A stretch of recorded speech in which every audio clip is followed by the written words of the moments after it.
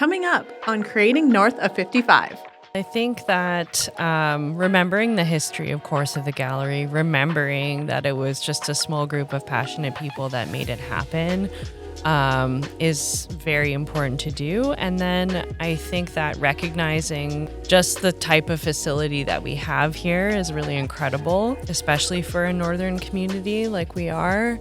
There's nowhere else in the rest of Canada, I think, that's comparable in a northern community like this. And so recognizing that is very important. And I think the fact that it's been a free admission gallery for 50 years is also really important to understand and to value. While there has been a lot of amazing achievements and the gallery is definitely at an exceptional level, I think that an important thing to remember is that then the funding needs to match what we need to do for programming, which at this point right now, sadly, that's not the case. Welcome back to another episode of Creating North of 55 podcast. My name is Mariah and I'm your host. And with me today, I've got Jessica Groome, who is the Executive Director and Chief Curator at the Art Gallery of Grande Prairie. And then I've got Carmen Haakstad with me, who was the first full-time Director Curator of the Art Gallery of Grande Prairie. Plus, he's a full-time artist and a retired fundraiser. Welcome to the show, guys. All right. Great to be here. Thanks for having us. Having you on the pod here. We're going to talk about the 50th anniversary and what's happening at the Art Gallery of Grande Prairie. And Carmen, you've got a show coming up. But before we get into all that, I think the audience just needs to get to know who we have on camera today here, who we're talking to, just so we have a bit of that context. Jessica, what landed you here in Grande Prairie? So I'm coming from a background of being a practicing artist. I did my bachelor's at Emily Carr University, and I did my master's in studio arts at the University of Guelph.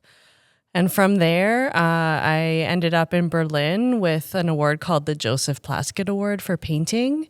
And I ended up staying for 11 years. And then a good friend of mine, Laura Murata, who's an instructor teaching sculpture up at NWP, was here teaching starting in about 2022. And she's the one who told me when the curator position became available at the gallery. And so that's how I ended up in Grande Prairie. I love that. What a great journey. We love to have you here. And Carmen, how about yourself? Like you were the first full-time director curator at the art gallery. And tell me a little bit about how you got there. Yeah. Well, I come from a little town, La Glace, north of Grande Prairie. And, but I actually grew up in Grande Prairie and went to the University of Minnesota Duluth on a hockey scholarship and received a Bachelor of Fine Arts degree. And when I came back to my hometown, I wanted to have an exhibition it was called the Prairie Gallery at the time. And I went with portfolio under my arm, and the curator of the day, who was part-time, said I should apply for his job because he was quitting. So the rest is history. I did apply and got the job, and it didn't pay very much, and it was only part-time, and I didn't know why, what I was doing. And I said to my dad, I says, it sounds like a great job, but it doesn't pay well. He says, well, make something of it, or he said, if you don't like it, you can quit. And I took his advice. And, it feels like yesterday, but it was 45 years ago. Wow, incredible, And your passion for art drew you there, really. And so why don't you tell me a little bit about your practice in art? Well, it's gone from I go a lot of themes, I guess. When I went to university, I went there pretty much to play hockey, and I always loved doing art. I drew since I was a little boy, and loved looking at the clouds and loved the land. And I finally enrolled in the BFA program and started painting. I think I did my first oil painting in high school, and I loved just oil paint. I still paint oils today. And so it really did become a passion. And coming back to Grande Prairie, where we didn't have an art gallery. In fact, when I left Grande Prairie, which was for junior hockey before university, I had never been into a public art gallery. So I think my first public art gallery is when I was 19 or 20, when I was in Minnesota. And that struck a chord that I felt, back home, we should have a public gallery. And I think that was a sort of a driving force for me to just, nose to the ground, and got a lot of dedicated volunteers together, and we said we're going to build this, and we'll talk about some of that later. But it was really just a groundswell of community-minded people that wanted to build a gallery, and it became a passion. Even got engaged at the gallery, so my family and my kids had to come to all the openings, and so it really became a lifestyle. That's huge. And Jessica, you practice art too. Do you want to just share what interests you, what inspires you as an artist too? Yeah, absolutely. So I think the path of an artist is a really interesting one, and it doesn't always take the road that you expect it to. I think Philip Guston, the painter, said that things go in like a serpentine path in your life, and it's never linear. And I definitely feel that with my practice too. So even now that I'm curating and running the art gallery, I still very much view that in the same way, actually, as I did when I was painting, which was the primary medium that I used to practice in. But I think something for me shifted around the pandemic when I stopped making objects and paintings and artworks in that way, in such a kind of rigorous and regular way that I had been for the past 15 or more years prior to that. I think all of our lives changed very much in that moment. And at the same time, I was running a project space in Berlin that was in a garden house in Germany. They're called Schrebergarten. And I just became more and more interested in hosting and facilitating and offering artists space to work, and somehow that just grew and grew more for me. And eventually I realized that my interest was shifting more to facilitating and hosting than it was into making objects. And so who knows, that might change at some point again. But definitely at the core of it, it's building community and providing opportunities for artists that I think right now is my main interest. Yeah, I know there was the pandemic really has an effect, right? I know, Carmen, you were telling me a story too about how the pandemic maybe closed one of your exhibitions that you were supposed to have.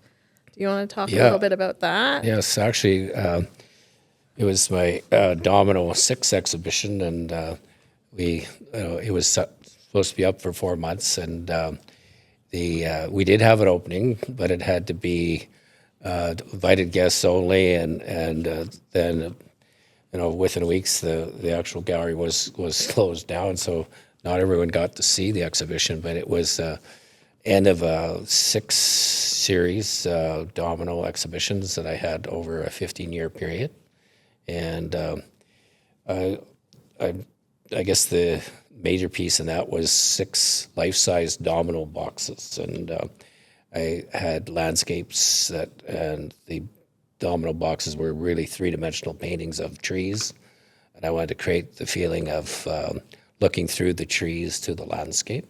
And I think if people did attend, they would have saw that and felt that experience. And so, unfortunately it got closed, but it was attended by some. I actually got a video too, so the gallery at the time, because we're closing, had it filmed, and so it's used, I think, in their educational program. So, yeah. Yeah, we watched that film and we were kind of talking back and forth during maybe the pre-interview, I think, or something like that. I remember it's a beautiful video. I think CIA Solutions. did Yes, it. they did one too called the Seeker, the Domino, the Seeker. Yeah. And that was, talking about what inspires the art. I think many things do, and that Domino series was really. Well, I just found a piece of wood in Puerto Vallarta, and it had the word domino on it. And then I sketched an image on the back on the plane on the way home, and it looked to me, I called it a seeker. And so then I wrote a story and voiced over a film about the domino, the seeker. Beautiful. And yeah, I'm sure we can link that up That'd be great. probably in the Yeah. in the show notes. Maybe if you can help me out with that, David, remembering that. And I know for myself, even during the pandemic, I went through a lot of that reflection, and that's how this studio really came about as a result after the pandemic, just feeling flat, feeling like I wanted to contribute to facilitating, maybe content creators or creatives in our community, empower them to have a space and do good work, right? So I really resonate with that in terms of your journey too, Jessica. But speaking specifically about the 50th anniversary, big milestone. Congratulations, by the way, Jessica. It's huge for your organization. Thank you. Yeah. And what's it feel like over there at the art gallery? Like, what's the tone there about the 50th? Well, I think everybody's really excited, and there are several staff members who have been working at the gallery for a really long time, and so a couple of them have been working there 20 years-ish. And I think for them, I mean, they've really seen a lot of change over time, and they've seen so many amazing things at the gallery over the years. And so I think for us, we really are seeing it from a lot of different perspectives, but it's very celebratory. We're installing 2 exhibitions right now, which is really exciting. And I think by the time our 50th event rolls around in September, there'll be some really fresh and amazing things for people to see at the gallery. Yeah, absolutely. And I'm looking forward to it. It's September 6th, but, we have to know where we came from first before we get to the celebratory part. So, I mean, Carmen, seriously, what was it like back in that day? Fresh boots on the ground. It went, from my understanding, the art gallery was in a science lab at one point. Yes. I bet you that's something that most people don't know. I started in was a converted chemistry lab, and it had low ceilings and orange light fixtures, fluorescent plugs on the wall. It wasn't really a great space, and so we thought, well, we're going to look for a space, and it was right across the street where the gallery is now, and so the Central Park High School, which was built in 1929, we looked at that, and it was scheduled to be torn down, and we went to City Council and said we would like to restore it and become an art gallery, and they said no at first, and then we looked at the courthouse, which is where the Creative Arts Centre is now, and they said no to that building, but they said yes to the other one after we got an engineering study done, completed. The board actually pulled some money together and paid for the engineering study, and they said it was a sound building. They said to restore the exterior because it was, and then Historic Resources said that you could change the inside but not the outside. So that's why the facade is the way it was built in 1929.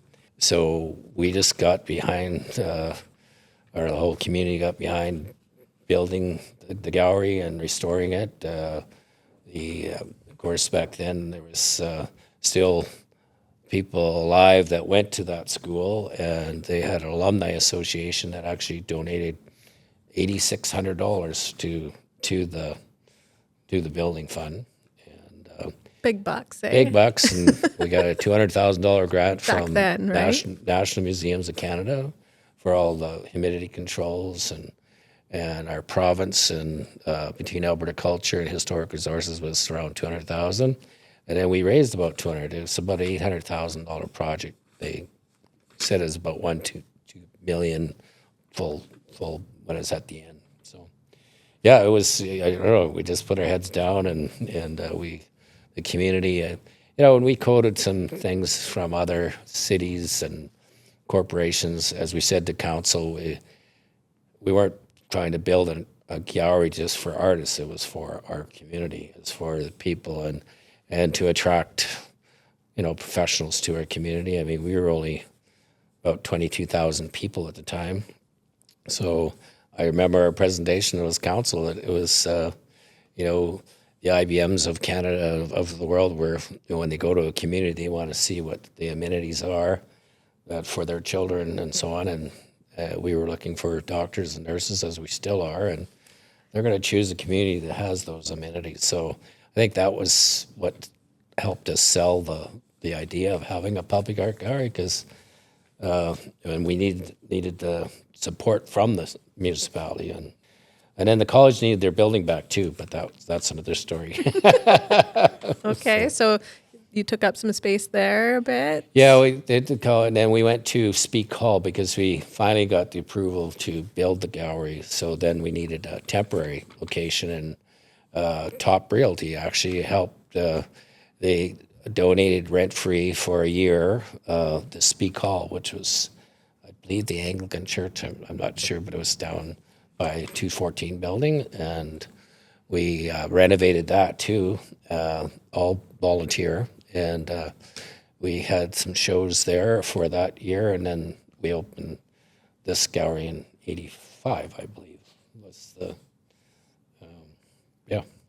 The whole change around having a public art gallery, what was like the community's response to that? Because I think, as we know, sometimes people put aside art, for other interests. Like maybe things are more important than art, but we all know how important it is, and maybe that's not the whole truth. But what was the response of Grande Prairians back then?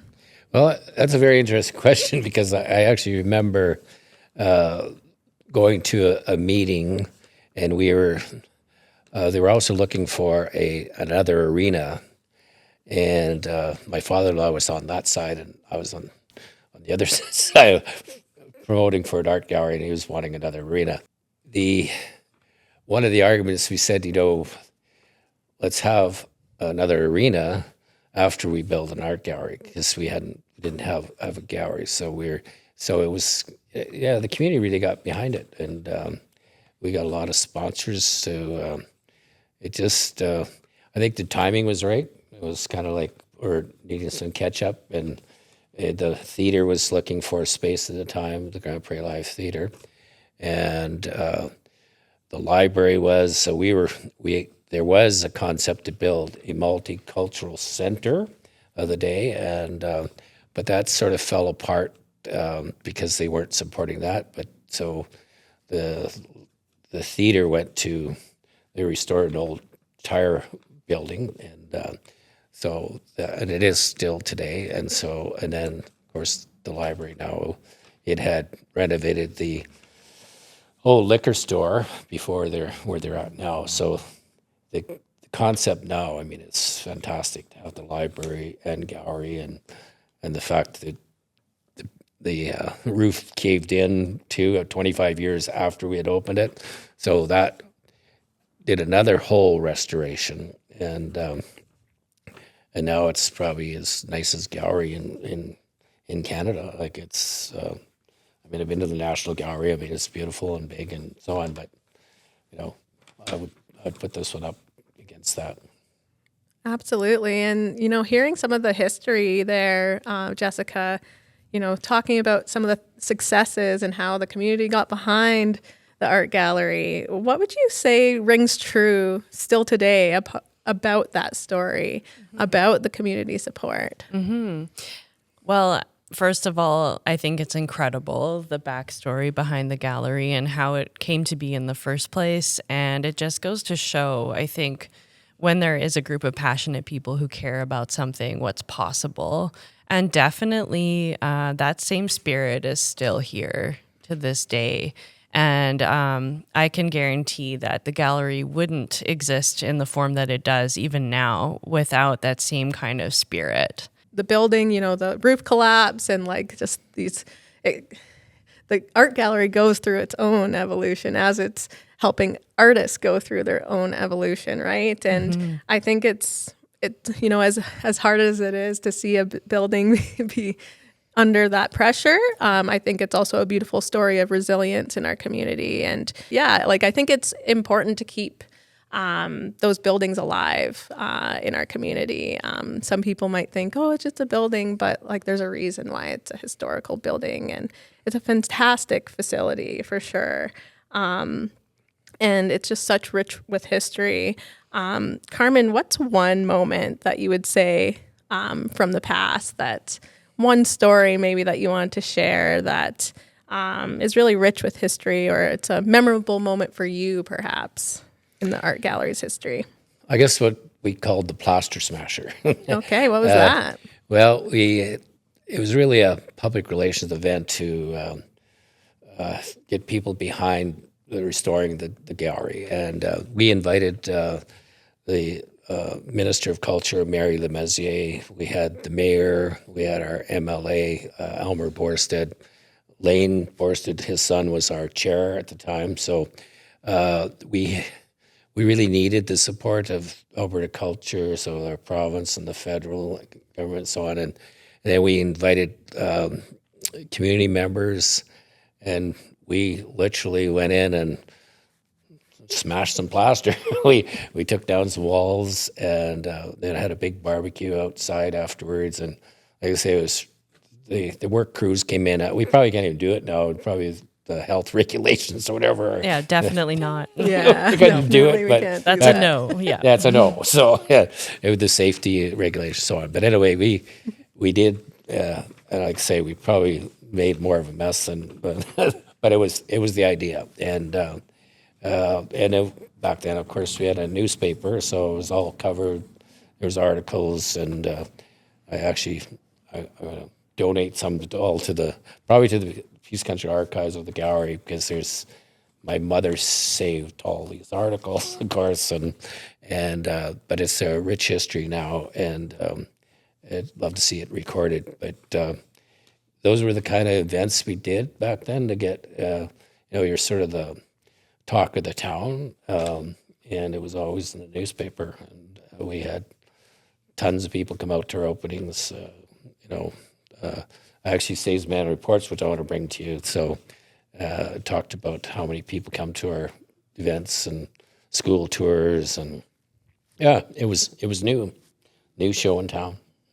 Yeah, absolutely. And speaking of new shows in town, the 6th, right? September the 6th. What's happening on September the 6th at the Art Gallery of Grande Prairie, celebrating 50 years? Yeah, so the event is called 50 Cheers for 50 Years.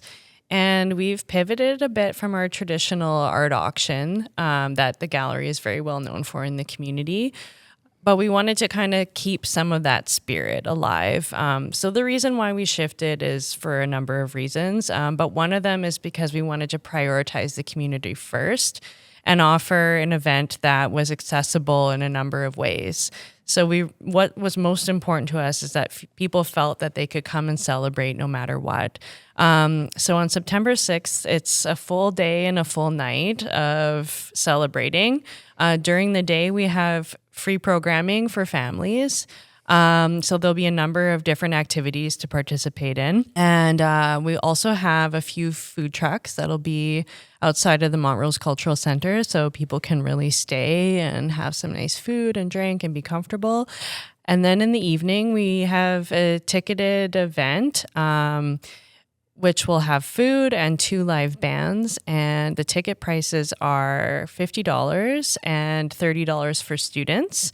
And then during that evening event, we also have a Battle of the Brushes. So we'll have 2 different teams who will be painting live in collaborative paintings, and those paintings will be auctioned off afterwards. Fun. Yeah. And so the artists will get a little bit of the cut from that, and then the rest of the money will go to the gallery. So while we're not framing it as like a traditional fundraiser, there are many ways still for people to give to the gallery on that night.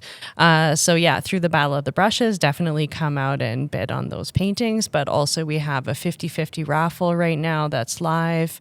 And of course, we always take old school donations as Yeah. well. Yeah. Yeah, there's the donation box right in there, but also I'm sure there's other ways for people to donate. All the time. Yeah. Yeah. On our website. We'll link people up for sure if they want to donate, but come out to the event. That's the big thing Yeah. is come support, be out there for the 6, do the programming. Yeah, and something I also forgot to say is that we're going with a 1975 theme. So we're hearkening back to the origins of the gallery.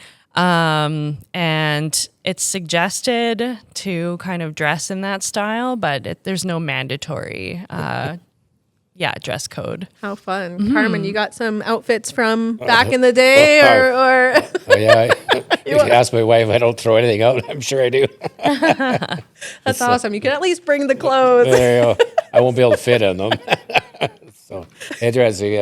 On the 10th anniversary, we did some events too. It was a full day, and one of the events I remember is the kids built a inflatable sculpture, and then we also had a balloon. They tethered a balloon just out, Wow. just across the street. Oh yeah, I've seen photos actually of that. I was wondering what that was. Yeah, that was. I think Norma Larson was our curator, and she had a friend who had a balloon, and so they tethered it for just $5 a ride or whatever, just go up. Yeah. So, Oh, very that's fun. cool. Is there any other like anniversaries that you kind of remember now that we're kind of like on that topic a little bit?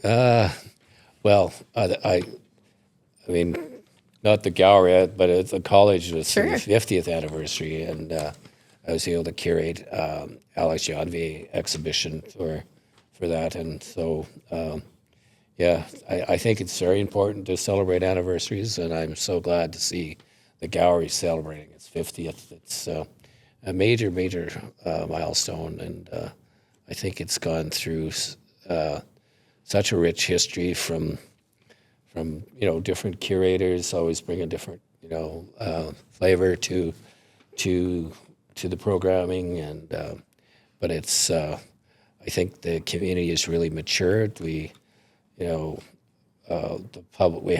now have a public art gallery that has national grade A standards for exhibitions, but we also have the Creative Arts Centre, which up and coming artists, and I think there's a good synergy between the two, and we have commercial galleries now. So back, like I say, 45 years ago, we were the only show in town, so we actually even did sell in the beginning, and then we faded away from actually selling because it is a public funded gallery. And so I think there's a bit of confusion in the very beginning. It's like the public gallery versus a commercial gallery / an artist run community gallery. So, but I think now it's fairly clear. Yeah, I was about to ask you around like the 50th is like, in your opinion, Carmen, I'd just love to hear why you think it is so important for our community to celebrate. One, I think the arts, I've always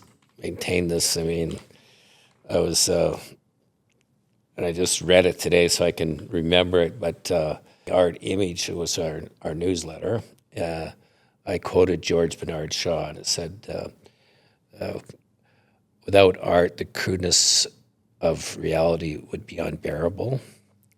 And when you take that in a broad sense of, music and drama, all the arts, you take that away from society, the crudeness would be pretty unbearable. And I think one thing that COVID, highlighted was if you start closing down galleries and sporting events and all these human activities, what do you got? And I still baffles me to this day that why we don't put more emphasis on art in our school curriculums, and why art is when it comes to budgets, well, maybe cut the arts. I say you should fund the arts and more. And I think even moving into our, the whole AI and technology, I think it's even more critical that we push the arts and offer public art galleries and theaters and it's so important because good art comes from the soul, and you have to look within. And we have so much that's so artificial. Artificial intelligence. Sure. But it's not creative. It's not by the human being, and imagination and creativity and critical thinking. Like, we need that in society more than we ever have. When you look at all the mass social media that's out there and the propaganda and, what's real anymore, you just... Yeah, it is getting a bit scary, I will say. Like, even seeing like my grandparents on social media and, seeing like maybe my grandma was like scrolling through Facebook and I'm seeing like, does she know if that's real or not? And, that's, I hate that. I don't like that. I want to know what's real and what's not. So I do hope some of these platforms will start differentiating between that kind of content. In my opinion, the state of the world, we need to share the human experience. We need to connect that way as humans. I don't know if any of you guys have any opinions of that, but I think it's incredibly important. 100%. Like AI, we don't need AI. We need humans. We need people, and that's the thing too, is like about opening this big space. Is like, I want people to be in spaces, like especially after COVID where, people weren't gathering and that sort of thing. And I just think the society today could really be healed by more human. Totally. And I think that's where the arts come in. We need more art, not less. And I don't want to get into politics here because it'd be a long time. This isn't a political podcast.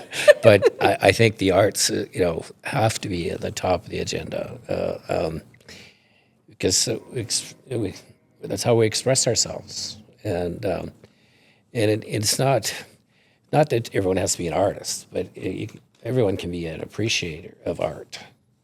And I mean, even if you go to a funeral or go to a wedding, take the art away, take the music away, and what do you got? So I think so critical, and I don't think you can imitate that. You can't, and that's what worries me about AI. It's robbing a voice or robbing, artwork that's really created by the human being.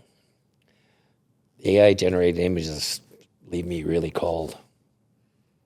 Yeah, I usually know right away, but I'm in the industry always looking for those things. Mm-hmm. But Jessica, do you have any thoughts around AI or how it's being used in the art world or maybe abusing the art world? I think it's a double-edged sword. I agree with everything that's been said. Absolutely. At this point, for me, it's hard to see a way back. And so with that knowledge, or maybe just like projection on my part, it's how do we move forward while this is happening at the same time? And it's maybe hard to envision where it's going to go, I guess. Everything is moving so quickly nowadays, technology-wise, and in every single aspect, I feel at this moment, things are just accelerating. And so it's hard to even predict where this is going to go. Yeah, absolutely. And I'm not saying I don't use AI tools or anything like that. Yeah, I agree with that. I don't think we should. I think we have to embrace it, but we have to use it to our advantage, not our disadvantage. And I think we can, like anything, it can be abused. And I worry about that because humans seem to want to take the simple way. And I someone say to me the other day, well, I like it because it does all my thinking for me. And I want to, ooh, that's scary. Yeah, that is a bit scary. But yeah, and there is, I mean, there's some, do you think AI can just generate some things and you just go, wow, how did he do that? I mean, I didn't have to do any thinking, but, we as humans, I mean, we have to have a purpose and I think even eliminating some of the jobs that some people, would love to do. I mean, and so. We'll see where it goes, right? And Exactly. And how art is a part of that. And Jessica, I wanted to ask you, why do you think celebrating the 50th anniversary is important for our community to celebrate?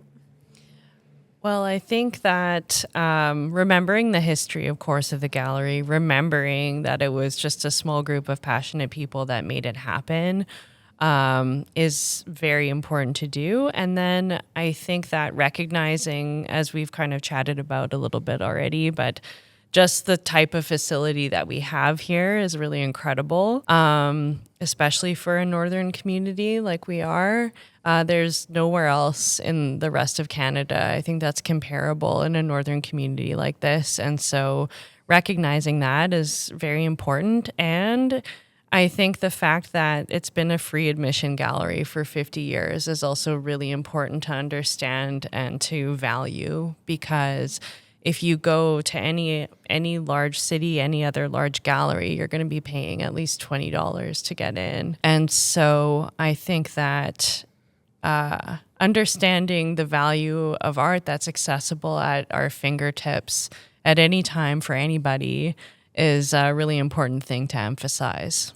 I think a lot of people don't know it's free or forget that it's free. I know you guys do a lot of advertising around the fact that it's free, but I think that needs to be spread more because you guys always have exhibitions going on. You're changing out things, I know, through many of the interviews that I've been doing at the art gallery and a lot of the coverage that we've been doing. And there's always something new there.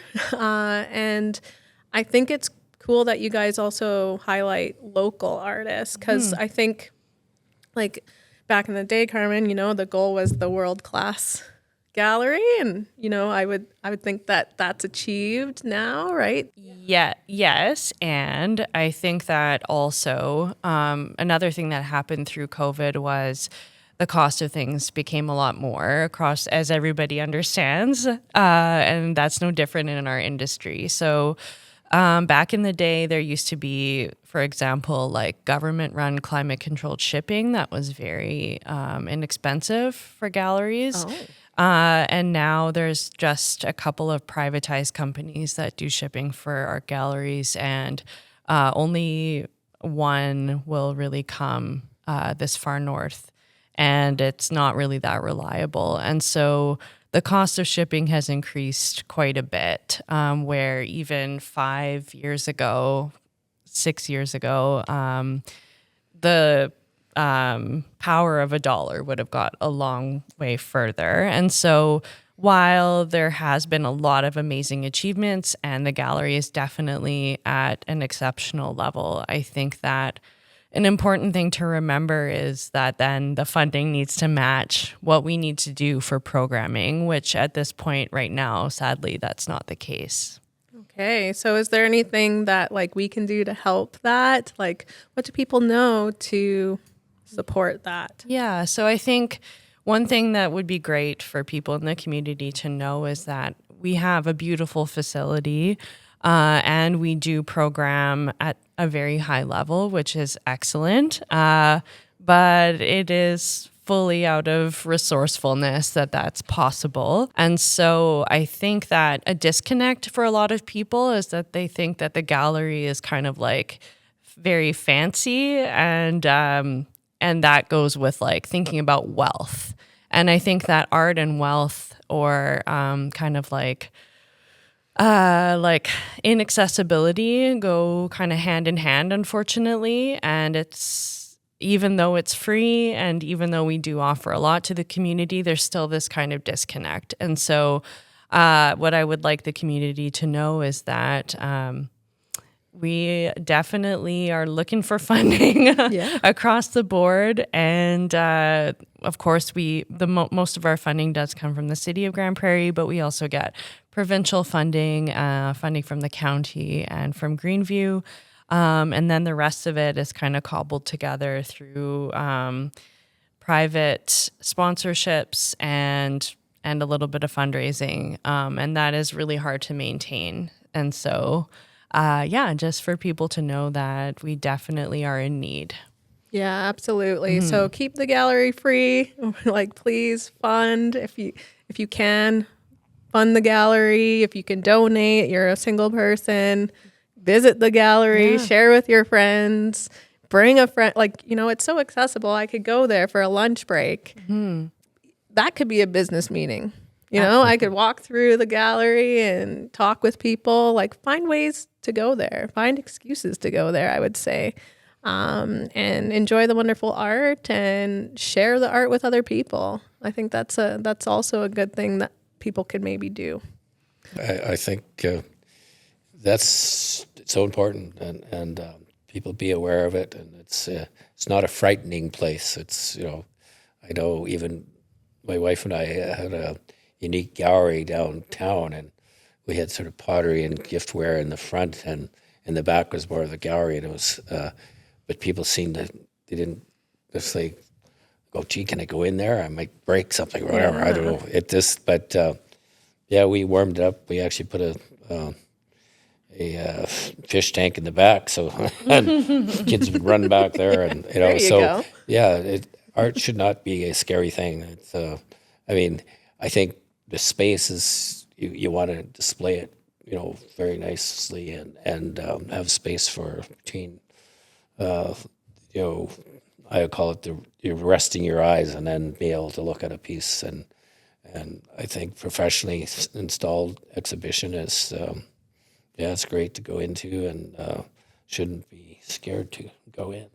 Absolutely. And we're looking to also, we know that sometimes it's not everybody. I'm like Carmen. I can go into a space and nobody has to tell me a thing, and I'll just enjoy looking at a painting silently without knowing anything about it. But that's not most people. And so one thing we're looking to do is expand our programming into weekends. I can't say exactly when we'll manage to launch this, but hopefully in the fall, we'll be offering programming on Saturdays for youth, and also tours on the weekend too. Exciting. Yeah, because we know people want to learn about the work, and sometimes it really does take that human connection and a little bit of explanation and education for people to be able to understand and see kind of why the work is great. And so we're looking at making that a little bit more accessible soon. Love that. Yeah, we'll watch out for that for sure. And Carmen, you have an upcoming show, right? It's called Joy of the Journey. Joy of the Journey, three phases. So I actually returned to doing some of my hockey phase. In the 90s, I that's all I was doing, because it was sort of easy to do, and having a full-time job, and it was not putting, because I do them basically chalk pastel and color pencil on paper. And it just was easier to do than setting up my studio with oil paint and so on. So did that for quite a while. And then I started thinking, I don't want to be known as the artist that only does hockey. So that's when I did the Domino series and started working on wood. My landscape series is Peace Country landscape. I don't think I'd be very good at painting mountains, because I never lived in mountains. So I try to capture the Peace Country the impression that I have of the Peace Country. So it'd be, say a yellow canola field the horizon goes to never ending kind of thing. And I call it our oceanscape. People love looking over the ocean, and I love looking over the prairies. And so that'll be part of the series. So hockey, the landscape, and then the spiritual one. And the spiritual one is more of what I think in 1986, when I actually left the gallery and I went to the University of U of A, which I didn't mention in the introduction, but I worked towards a master's. I didn't get accepted. So I got rejected, and probably was the best rejection I ever had. Okay, you have to be. You have to be. You have to be rejected to get further. You do. So I said, maybe that's not the direction I was going. I thought I would be a college art instructor.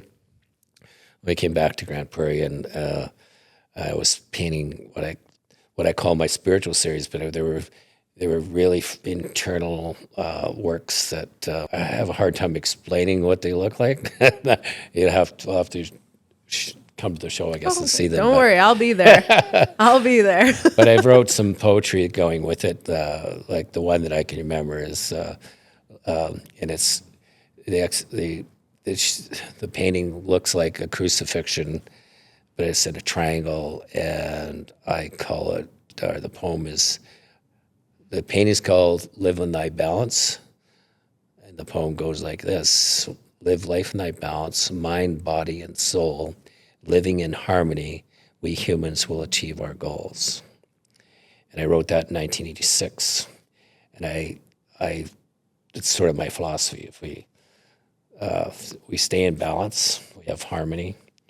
If we play too much, work too much, drink too much, we get out of balance. And so I look at that painting every once in a while to put my life back into balance when it gets out of balance. So yeah, so that's sort of the spiritual series. I feel the energy comes from within.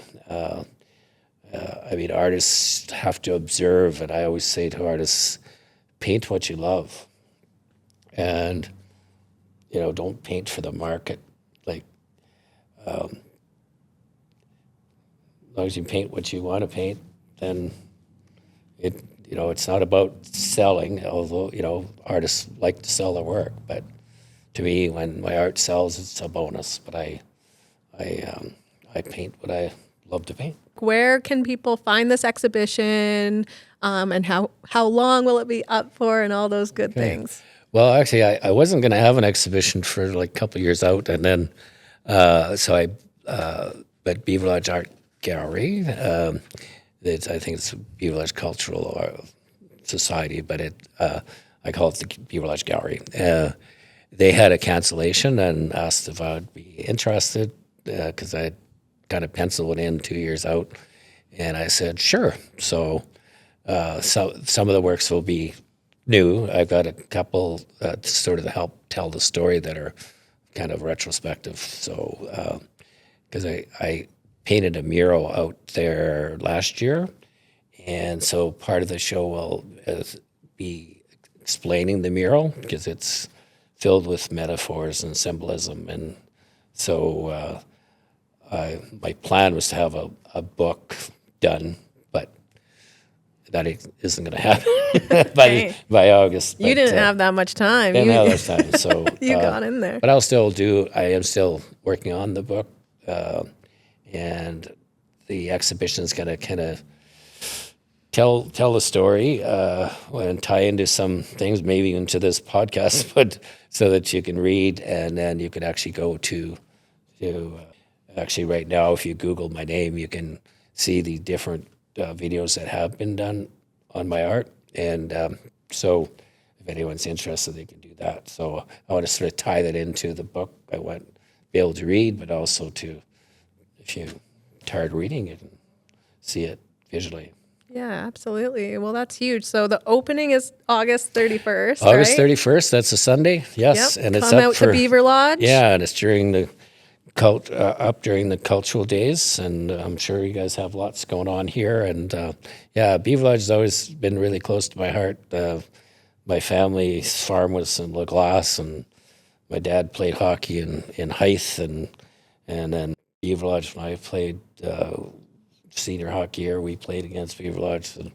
And back in the gallery days, the Beaverlodge, their society was saving the first hospital, which is now the cultural center. So we talked a lot back then.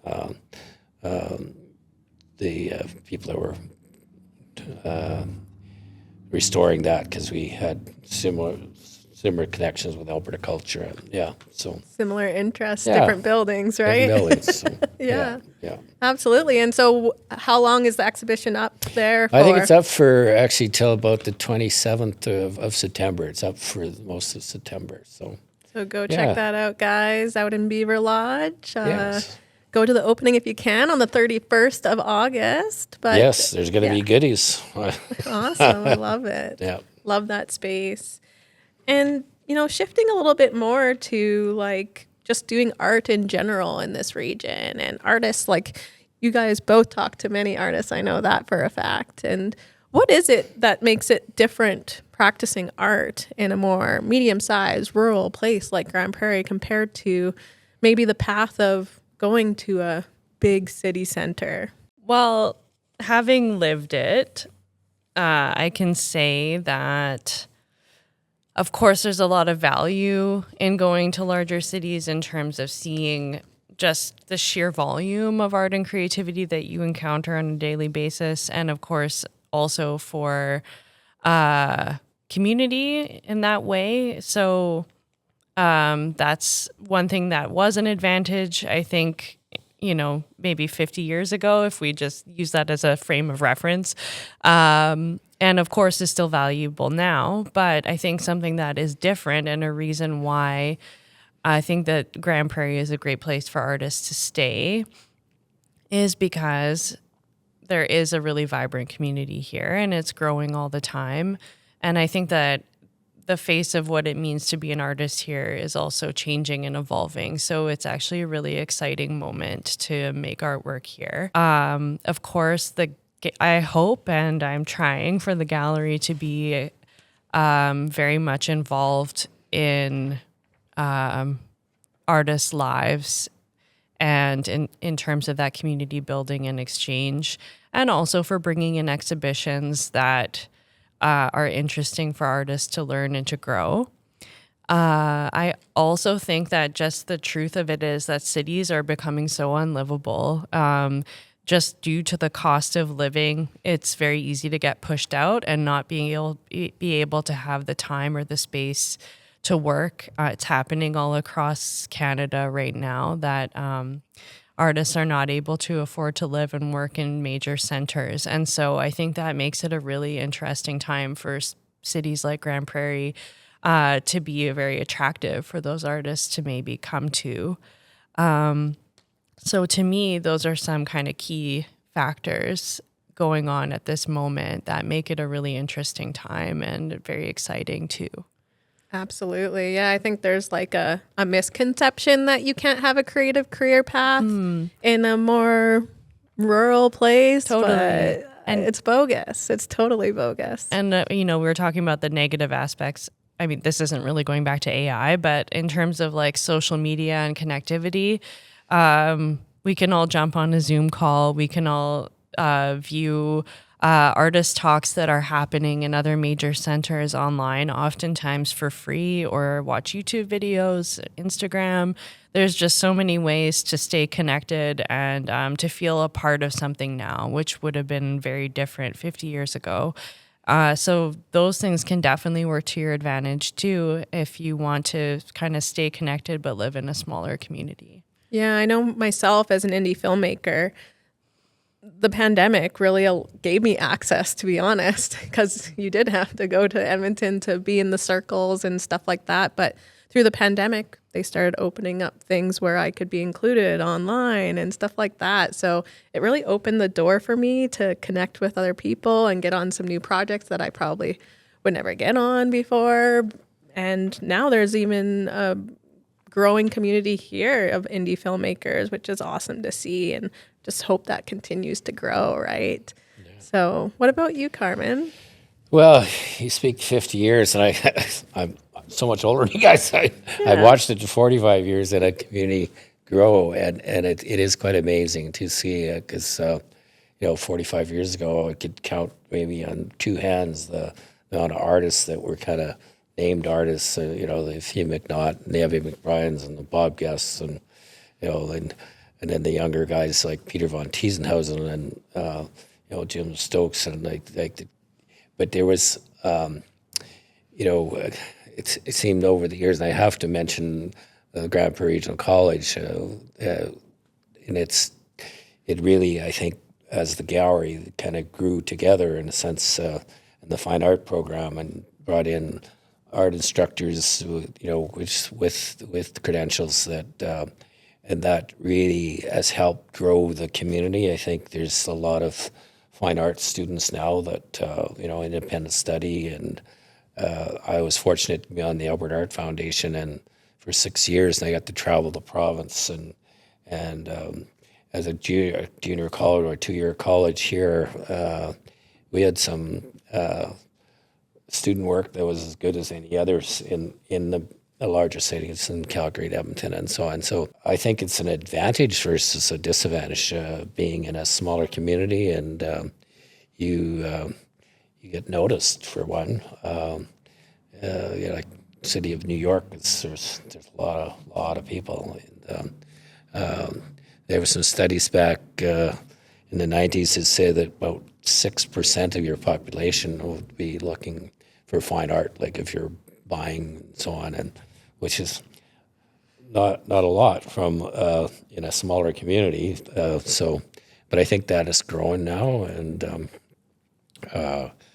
original art is still hard to sell, but there's people out there, and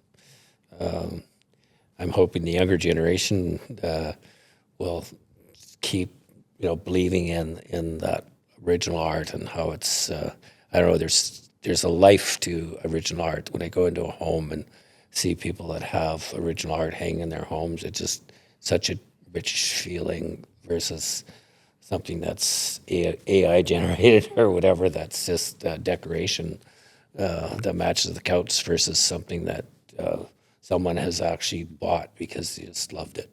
And my wife and I have bought art all over the years, and we just bought one at the Calgary Stampede, and it was from a local artist, Caroline Sinclair, and I just love her work, right? And we have to take one work down to put up one because we don't have room. But I think if you get the urge and the bug of buying original art, I think it's well worth it.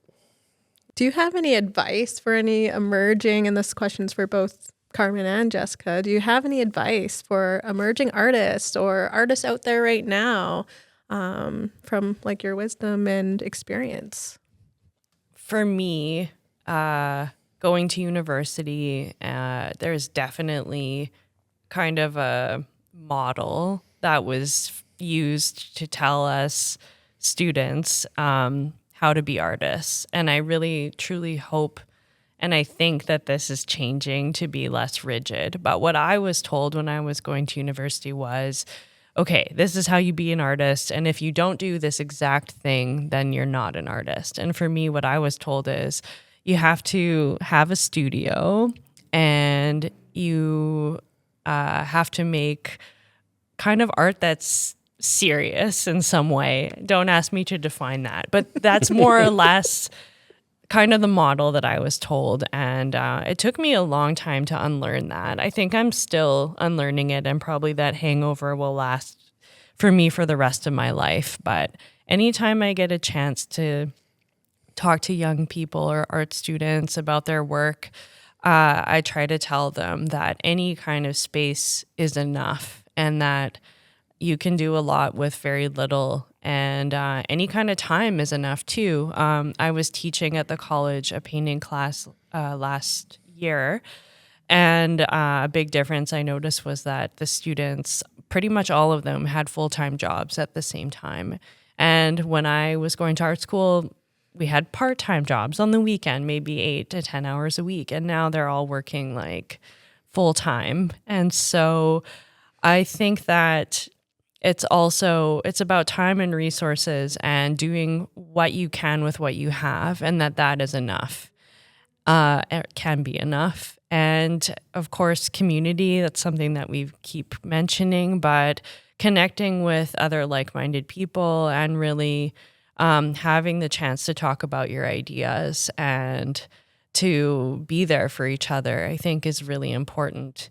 And I really truly believe that that makes a huge difference. So those two things are the things I would say. Love that. Yeah, resourcefulness, especially these days, I think needs to happen. And I think there's like a lot of glitz and glam like around like getting to your like top career goal or whatever it is. And I think sometimes it's over glamorized, and I think you can get there with little, like you say. So I like what you had to say there in terms of advice. Yeah, and also that maybe what you do to earn money isn't necessarily selling your art, or it's not going to be like an A plus B equals C situation. You might end up in a completely different field, but everything that you learn from art will influence that inevitably. Like that ideas and creativity that we were kind of talking about earlier, those skills that you learn through art definitely translate really well into other media as well. So those are important things to keep in mind.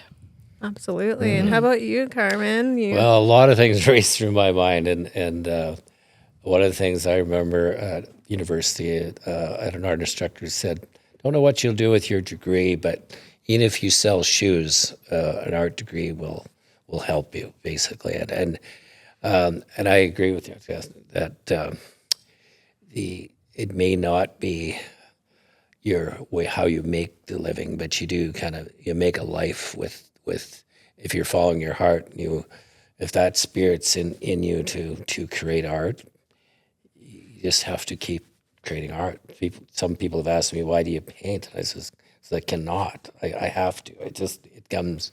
And I think of two mentors of mine, and when I was in my 20s, and one was Evie McBrien, and she says, "Carmen, if art is in your heart, don't leave it there as long as I did." And she was about 72 when she told me that, and she passed away about 2 weeks after that little advice to me. And she had at a real retail store till she was about 65. So when I met her, she was about 65, and she had converted her garage into a studio and was painting. And she was a good friend of Eugene McNaught, and she told me the story of them when they went up the Alaska Highway. Were doing sketches, and she just loved art. And she said, one other thing she said to me is that we as visual artists have to paint our history, because she said no one from Toronto is going to do that. And I go, that makes a lot of sense. So a very wise woman. And Ted Harrison was another artist that I met as I was a curator. We went for lunch, and he says, you're young, and so he says, "What are you going to stay being an art administrator?" And I said, "No, I don't think so." He says, "Well, what do you want to do?" And I said, "Well, I want to be an artist." I said, "Like you?" And he says, "Well, I am an artist." And what he was doing when I met him was traveling through the country with his wife and opening exhibitions.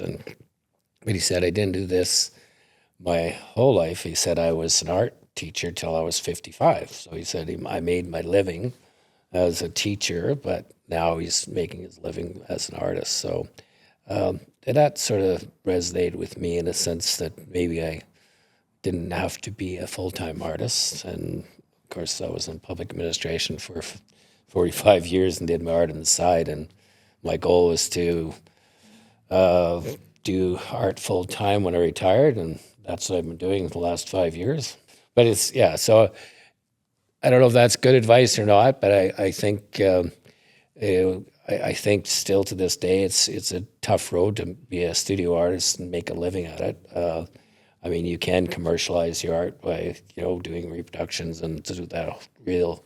If you really want to hit the road and be a business person, that entrepreneur, or whatever you want to use the word, but which is I'm not against that at all. It's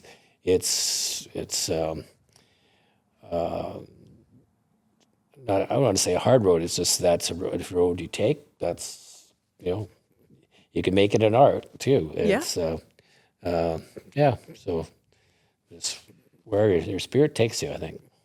Absolutely. Well, thank you so much, both of you, for being on the podcast today and sharing so much. Was there anything else that you wanted to say today? I'll just give you both one more opportunity before we close out here. Is there anything else you want to mention? Maybe you're brushing your teeth this morning. You're like, I want to say this on the podcast for sure. Well, maybe I'll lead this go one. ahead, yeah. I just want to say thank you to you.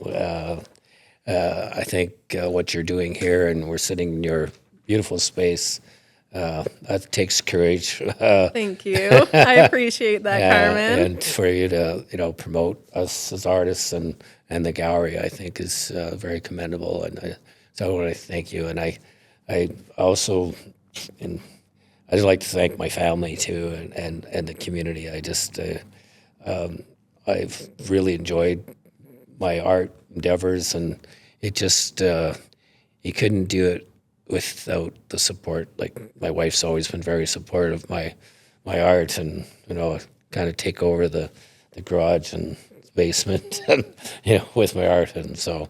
And my daughters have always been very supportive. So I just think you can't do it alone. And building of the gallery was a lot of emphasis on me being the full-time curator, but it really was the community. It was the volunteers that just gave their time and money, and I was there just to help along the way. But so yeah, I think the community does have that get her done kind of experience, and it started with, for me, was the training ground was the gallery, but I moved on to the hospital and the college, and it's just a real get it done community. Absolutely. And I kind of just want to say thank you to you as well, because, growing up in Grande Prairie, your name was something that came up. You were very involved in the community. And I think through our discussions, you said that you raised over 80 million in the community. You contributed at least to around that amount. That's about it worked out, because someone asked me that, and I did a calculation, and so it's there's times where I think maybe I could have had a percentage of that. I would be rich men, but anyway. But I guess that's exciting for me because of being able to have that opportunity to do it, because we've been in some real special projects and I met so many good people. It's just as you're dealing with donors, and I heard the word philanthropy many times when I was younger, and finally looked it up and realized that, boy, if I could be in a profession that's promoted philanthropy, then I might be doing something with my life. And at least in the Webster Dictionary, it says love towards mankind, benevolence to the whole human family. And so I think we all can afford to be philanthropists. I think we all can give, whether it's our time and or money. And so looking back, it's been pretty exciting to be a part of a growing community over the 40 years. Well said. And of course, thank you very much for having us and for the support that you offer. And just mirroring what Carmen said about you can't do it alone. And it definitely is a get her done community, I will say. And I appreciate that. Absolutely. And I'll just plug our, 9-part series one more time. So check it out on their social media, the Art Gallery of Grande Prairie. We've got 9 videos that are focused on the 50th anniversary. So check out all the local perspectives, stories from the art gallery's history. So with that, thanks so much for watching. And please, if you could please subscribe on YouTube and Spotify, I would really appreciate it. See you next time.